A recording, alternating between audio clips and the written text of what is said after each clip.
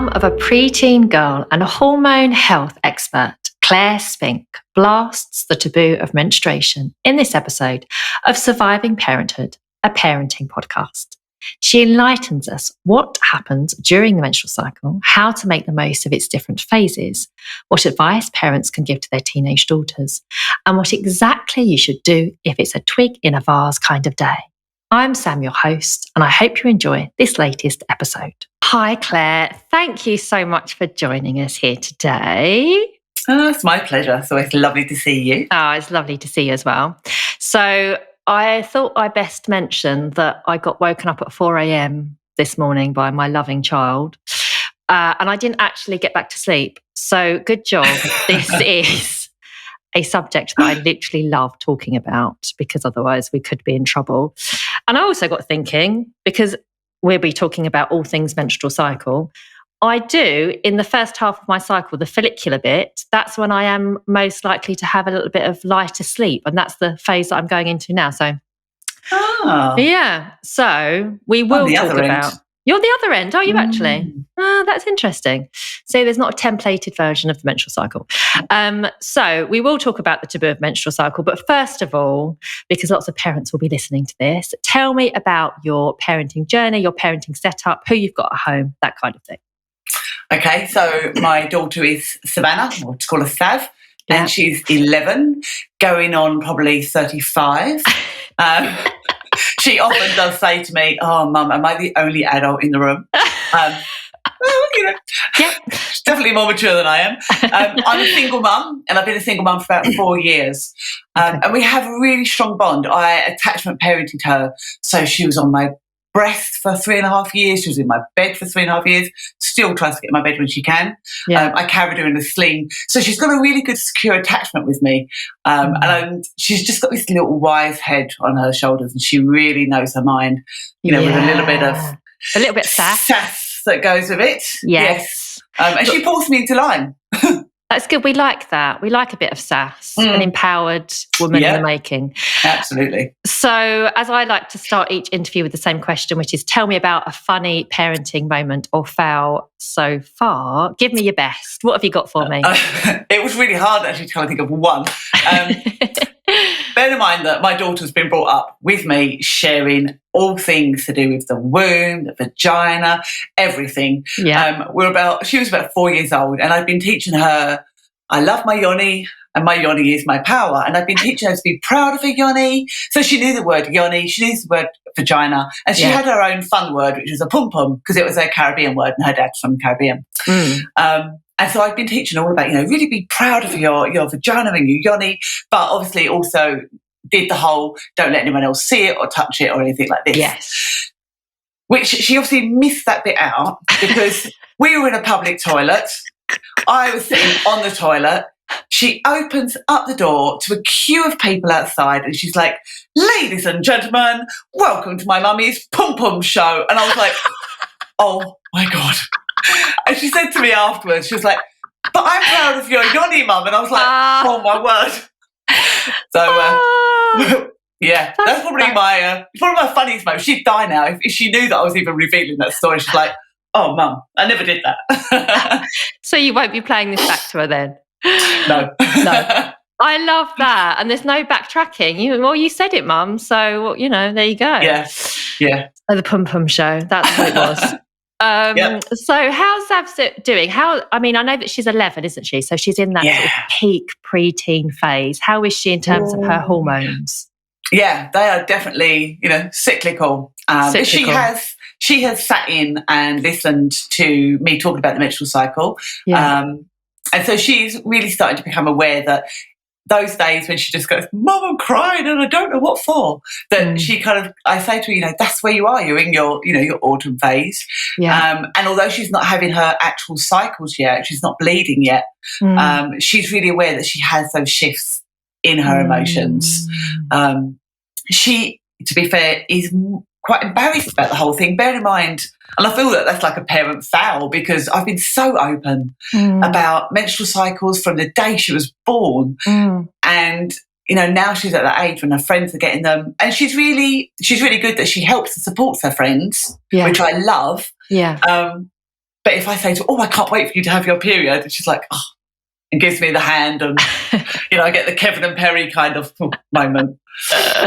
Do you think sometimes because I'm a little bit aware of this, I mean, my daughter's only, she'll be 10 next month, so we're not quite in the same phase yet. I think we've got maybe a year or two until we reach those preteen years. But do you think sometimes when we overteach, sometimes they can be a little bit allergic to that kind of, because it's your mum?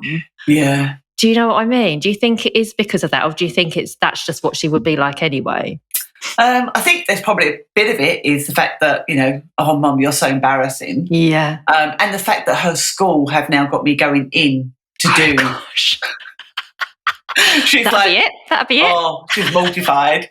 But I think it's all the stuff they see on YouTube. It's their friends. Yeah. I think, we've only got so much of an impact, haven't we? Which is a shame. It is. The reality is that they're getting it from their friends, and yeah. There's not really much more you can do about it, is there? I mean, They are sponges at that age, and whatever their friends believe, they're like they're just indoctrinated by the group mentality. So, and I get that. So let's talk about periods. What is a period? Quite literally, I want to know what is a period from the beginning of the first period to your next period. What happens hormonally? Okay, so we'll end at the period. We'll start with, we've got the gonadotrophin releasing hormone, which sits up in the hypothalamus up here, and that stimulates our pituitary gland, and that releases the FSH, which is the follicle stimulating hormone, and the LH, which is our luteinizing hormone. Mm-hmm. The FSH travels down to our ovaries and starts ripening the follicles. Okay. The follicles will then boost the estrogen to start rising. So the estrogen then starts to build the womb lining, and it starts to thin the mucus. Mm-hmm. And then when we reach the peak of the estrogen, the luteinizing hormone is what kind of boosts the main follicle out of the ovary, and that's when we have the ovulation. Okay. And then after that, we've got the progesterone, which is going to maintain our lining in our womb. It keeps it nice and warm until the progesterone starts to drop. And that's when the lining will shed away, because we then have menstruation. So all of our hormones go down, they start to rest, and we bleed. Mm-hmm. And so we have to be roughly about 17% of body fat for our puberty to start kicking in. And then that's when obviously the hormones start, and then the periods will start. Mm. And we will ovulate before we menstruate. So you have young girls who, unfortunately, when they play around before they get their period, and they think they're safe. Okay. And that's because they've ovulated beforehand. The same as breastfeeding mums. They say, well, I don't know how I got pregnant because I hadn't had a period. But you'll ovulate first, and then you'll get your period, because you have to have that cycle where you kick up. You only get a real period when you've ovulated, because it's the ovulation, it's the rising of the estrogen from the follicle. Mm-hmm. Otherwise, it's just a withdrawal bleed. That's actually incredibly interesting. And also, I didn't know about the 17% body fat. So that's really important, isn't it? For maybe any parents of children, young girls, teenage girls that have got body image issues or are struggling with their body. That's actually something to really be aware of. Yeah, because when your body weight, so anorexics will lose their periods because they then obviously drop below 17% body fat. A lot of athletes, they go down to like 13, 14% body fat. And although they're super fit and healthy, they haven't got their cycles. And I think it's an interesting point to remember as well. Like, obviously, our 4 hormones, like the luteinizing hormone, FSH, estrogen, progesterone, they don't regulate properly until we're about the age of 20. But the most important one there is the luteinizing hormone is the last one that really regulates. When we go on the contraceptive pill under the age of 20, a lot of people go on it around the age of 15, 16. That stunts your luteinizing hormone at that age. You then come off the contraceptive pill at 30. You've only got a 15-year-old luteinizing hormone. So that means that your luteal phase is going to be shorter and weaker, which is one of the reasons why we have fertility issues, is that we don't have that strong second part of the cycle, because without the second part, we can't maintain a pregnancy because we haven't got the warmth, we haven't got the lining keeping there, and we haven't got the progesterone, which is going to then keep the placenta in place and keep the baby in place. So it's a really important thing to, you know, a lot of us weren't aware of it in our day, but if we can get mums knowing about it now, you know, if your daughter needs to go on the pill, needs to go on the pill, then at least wait until they're 20 so that you don't have that damage to the luteinizing hormone. So in terms of safe sex, we would obviously be looking at condoms and that kind of thing rather than... So obviously, they need to protect themselves, but absolutely. But just being aware of the impact that the pill can have potentially on those at a certain age. I think the other damage that we need to be aware of that the pill does to us is that we need cervical mucus in order for a sperm to stay, to survive. But when we're on the contraceptive pill, the little crypts, like the little caves that are in our cervix that create and make the mucus, they become crystallized and blocked, so we don't make fertile mucus. So they're the two key things that when you're of a younger age going on them, it's limiting the damage that you're doing to yourself, because although when you're at 16, you don't probably care about having a baby at 30. But when you get to 30, you'll really wish that your body had known and you had known that knowledge. So it's that education early on. Yeah, absolutely. Okay. And why do you think, we're talking about the menstrual cycle in such a sort of matter-of-fact way, but I'm just wondering, for some people it is actually quite embarrassing, and maybe there'll be some parents that experienced potentially a shameful first period. And I know that you've come across sort of clients and course attendees that have experienced that. So I'm just wondering why you think the menstrual cycle is still considered quite a taboo subject, why we sort of shy away from it, and if you can draw from your experience as to why that might be. Yeah, it's a huge topic, so we'll try to, because there's so many different angles. A lot of the time you've got different cultures, different religions. I also think education, getting this education into boys and girls at a young age, so that embarrassment, the boys can see that their bodily functions that they have are just as normal as us having periods. And again, then for mums, from a really young age to when they've got their period, not be pushing the children out of the bathroom door and saying, not showing them their sanitary wear, or not explaining to them that they do need more rest, or they, or they're cranky because this is a part of their cycle. It's allowing those open conversations and recognising that, we can talk about these things and do it in a way that is obviously comfortable for us, but also in a way that isn't shameful. But it is, I know we look back hundreds and hundreds of years when we all went into the red tent and we'd bleed together and we'd honour each other, and men revered us and they saw us as the wise women. And then over the years with, patriarchy's come in and the shift in how everything is viewed. And it is such a shame that there is so much shame and disgust around it. And I think it's something as well, like the conversations just around about the colour of our blood and the pain that we experience. If those conversations were brought into school education, not just, we've just talked about, what the cycle looks like from a real physical point of view, but having those conversations about how it makes us feel. So it's opening up those conversations. And that really needs to start shifting from the mums and the teachers. And if they're not embarrassed about it, then the kids won't be. Yeah. And just talking about the colour of the blood there, it still incenses me when I watch the branded sanitary wear adverts and they're still using blue liquid. I was like, well, it's not blue. It's red, or it should be red. Okay, so we have day 1 to ovulation, which is the follicular phase, and then we have ovulation to the period, the menstruation, which is the luteal phase. and how we feel. So you're talking about the seasons there, and how we behave and feel is very different, isn't it? Depending on which hormonal phase of our cycle we're in. Yeah. So would you like to tell us a little about how living cyclically is so important for women's health, and a little bit maybe about how we might feel inside in our internal world during those phases? Yeah, absolutely.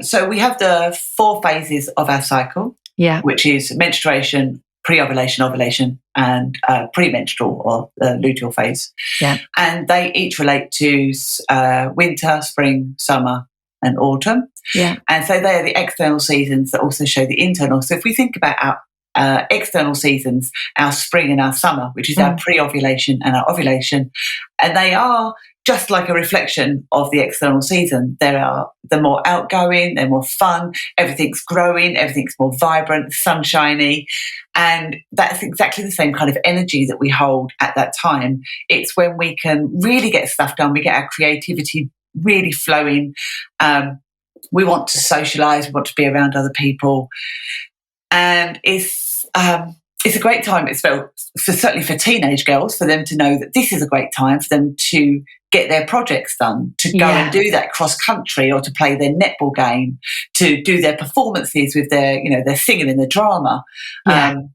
Because 2 weeks later, now they don't have control over this. I understand that the school cannot put on a performance, set on a date of all the different times of the cycle. But if they have that understanding and know that when we go into the premenstrual phase and our menstrual phase, that's our slowing down. It's our more inward. The same as where we are in the season. If you're in the UK, we're just heading into our autumn.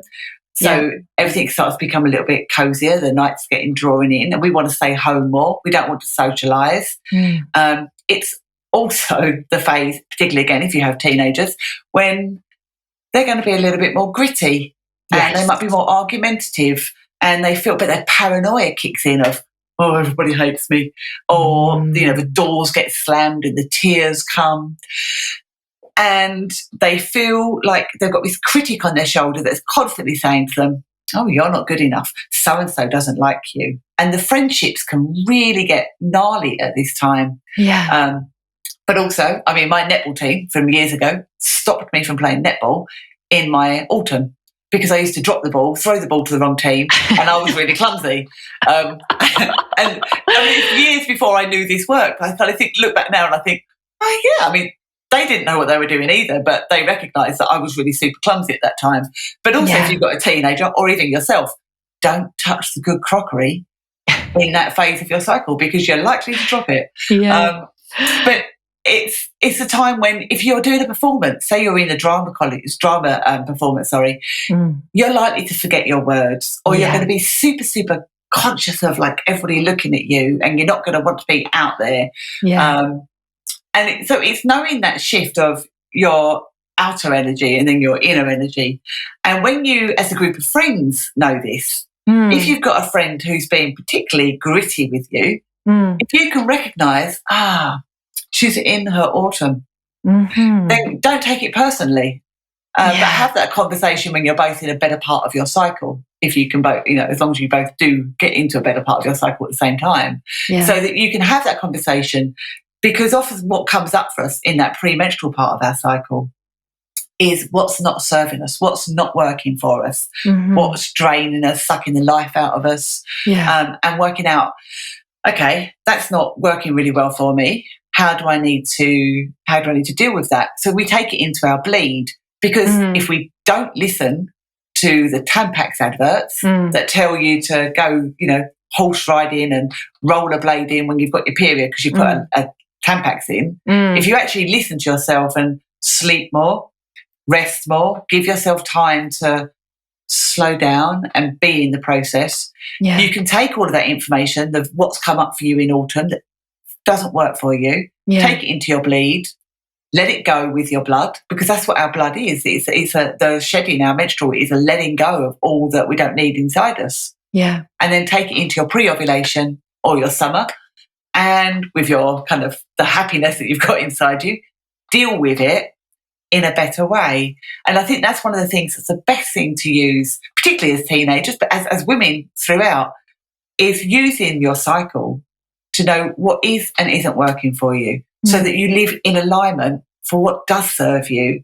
Because if we live in alignment, especially from a really young age, if we live in alignment with our cycles and our life and our true path and our true calling, then when we get to menopause and perimenopause, which is just one big giant premenstrual kind of phase, it doesn't need to be constant.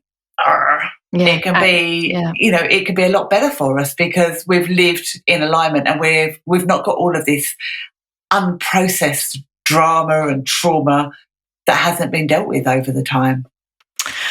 That's really interesting. I love what you said about a group of girls knowing their cycle. And I think, wouldn't that be fantastic that at school, if that was something that was discussed amongst friendship groups, and just knowing which internal season you're in and which hormonal fluctuation you're experiencing. So I love that. And I think as well, I'm just, wondering about how women or some women experience the pressure to always be on the ball and always be achieving and doing and ticking the boxes. And there'll be lots of parents out there that, parenting is an all-consuming thing and there is so much to remember. And it's constantly like how I feel like having lots of tabs open on the computer at the same time. Even if you're doing something else, there's always something in the background of, what do I need to remember? What do I need to do then? And I'm just sort of wondering, so when we have the estrogen, which is in the rising estrogen, which is in the follicular phase, peaking at the ovulatory phase, and that's our real sort of sociable, clear thinking, feel good, superwoman phase, when we can do all those things that are required of us as parents, as potentially working mothers, as people that need to fit in and do. But when that drops off just after the ovulatory phase and we go into the premenstrual luteal phase, I think it can be so unsettling for a lot of women. That's what I've come across anyway.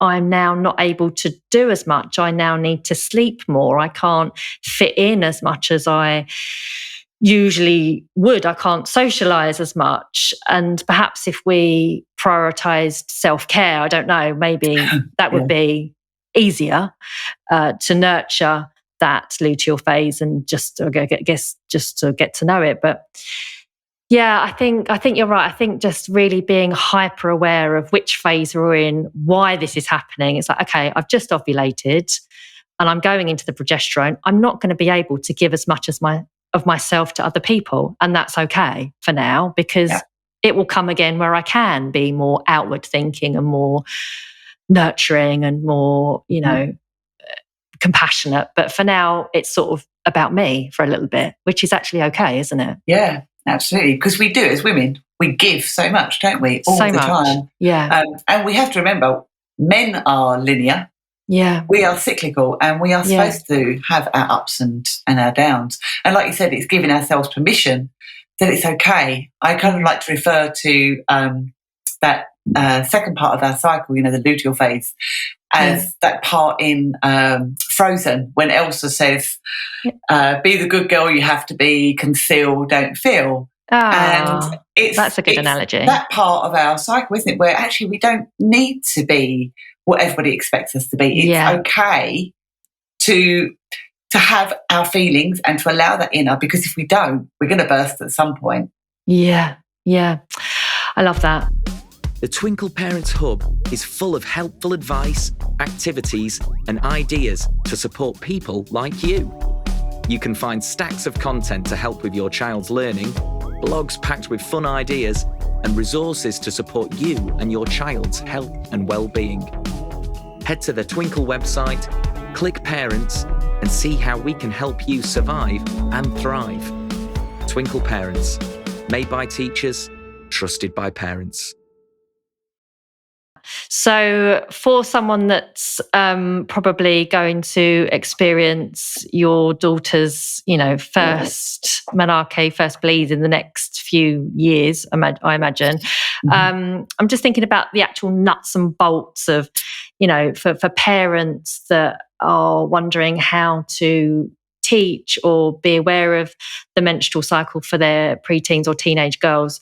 Just thinking like how to actually impart advice when it comes to their first bleeds, their first periods.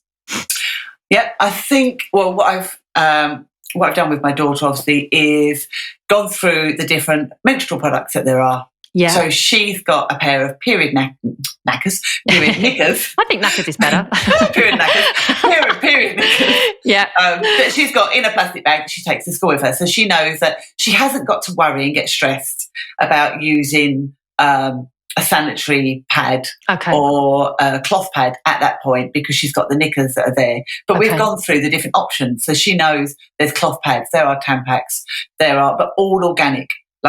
Having that conversation as well with your daughters about what the products are that you're putting inside you, and letting them know, obviously just the cleanliness as well, about making sure that if you are using a Tampax, make sure your fingers are clean beforehand, because you're inserting your fingers into the vagina, which is super, super absorbent. Yeah. And then how to obviously dispose of the products that whatever you're wearing, and then letting them know that there's different, that you're going to bleed heavier on day 1, maybe in 2, and you'll be lighter, etc. And let them know their flow will change and that it can come and go. And things about the clots are knowing that they may experience darker colours. So if they do have a darker colour at the beginning of the cycle or the end of the cycle, then that's just the old lining that's coming away, and it's just where their womb may be kind of slightly hunched over. So they know that these things are normal. Yes. And I think as well, having a journal, you can get like a cycle where you can write your emotions in, but getting the girls to start journaling how they're feeling on their different days and being honest with themselves so they can express it, so they can start to see their own patterns. And a really lovely visual tip for families is, especially if you've got more than one woman in the household, is having a little vase on the windowsill. When you've got your period, you put a red flower in it. So you can have plastic flowers, put a red flower. Everyone knows you've got your period, so you might need more time. Yeah. When you're pre-ovulation and up to ovulation, you can put a different colour flower in. Yeah. And then when I taught this at SAV school, we joked about when you get to your premenstrual phase, put a twig in, and everyone knows not to come near you. They were like joking on a rose bush, like a rose twig. I'm like, well, yeah. But if there's that visual cue that you can start to go, okay, this is where I am in my cycle. Everyone else can start to see where you are in your cycle. And there's that honouring of exactly where everyone is at, so that the rest of the family can see, okay, my teenage daughter is in her twig phase or in her premenstrual phase. So let's understand where she's at and not push her too much. But also, I think, explaining really simply the hormone and showing them, the hormone cycle, so they know that this is happening to every woman, that we've all got these hormones flowing through our body. Okay, so it's very much, let's look at a chart, let's see what's happening to you at different phases. It's very much talking about which kind of sanitary products are available. I mean, I do favour the good old period pants, because I'm sort of, always looking at the greener living. But there are lots of things, and it's just whatever suits you and your child.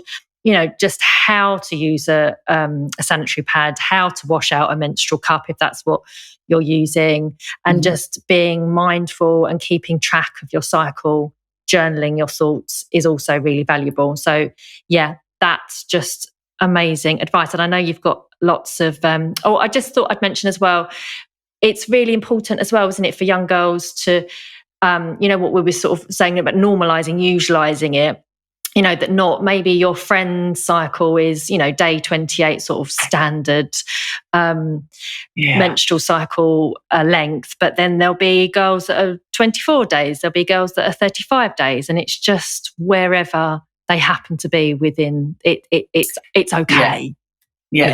It really and is. Also realising that if you have stress, then the next month your cycle is going to change. So the first part of your cycle, the follicular phase, is the bit that lengthens and shortens, but the second part of the cycle is the bit that normally regulates and becomes like a set number of days. So they can recognise that they may ovulate later the next month if they've had a stress month before. Yes. And I think that's a really useful thing for them to recognise. And obviously there's a whole thing of going into understanding their mucus and understanding what makes them fertile, but that's probably a whole other topic. Yes, it is the egg white sort of consistency, isn't it, for the mucus, for the sort of ovulatory phase.